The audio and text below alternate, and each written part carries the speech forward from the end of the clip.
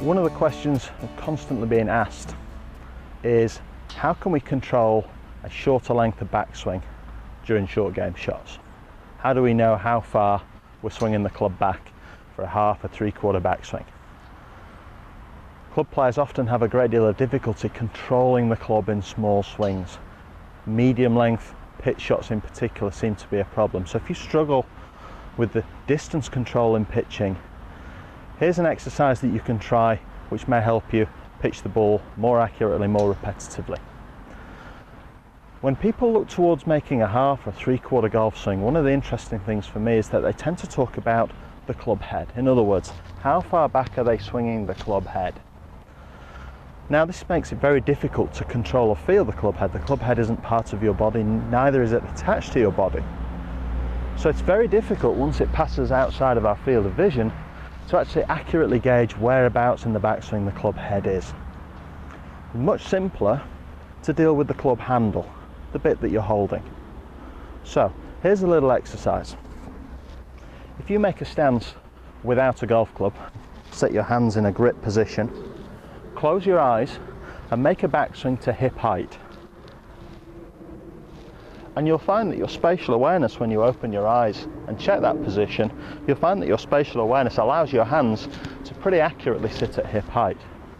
We can do the same for chest height, and we can do the same for shoulder height. We've learnt over time a natural spatial awareness that allows us to position our hands in a certain height or a certain position relative to body parts. We pick the club up again. We try the same exercise with the grip end when we're pitching. We go hands to hip height. You'll find that the club head will travel a certain distance. We go hands to chest height. You'll find the club head will travel a greater distance than the previous backswing.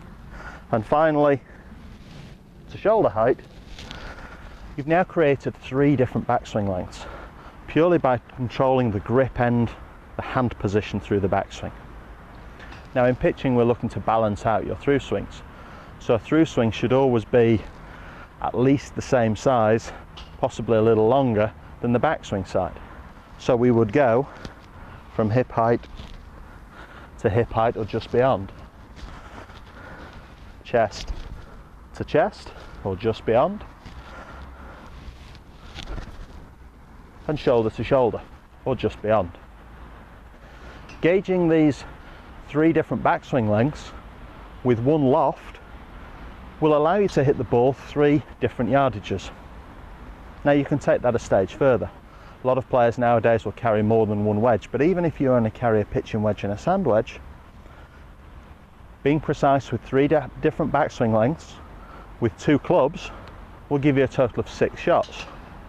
If we take that a stage further, and I'm sure a lot of you will carry 3 wedges now in your bag, 50, 54, 58 in this instance, 3 different backswings with each of those lofts will now give you effectively 9 different yardages or 9 different short game shots with which to choose. I would suggest that most every short game shot you'd play out on the golf course will fit somewhere into that 9 shot pattern. So you control your backswing length by controlling the hand position, not the club head position.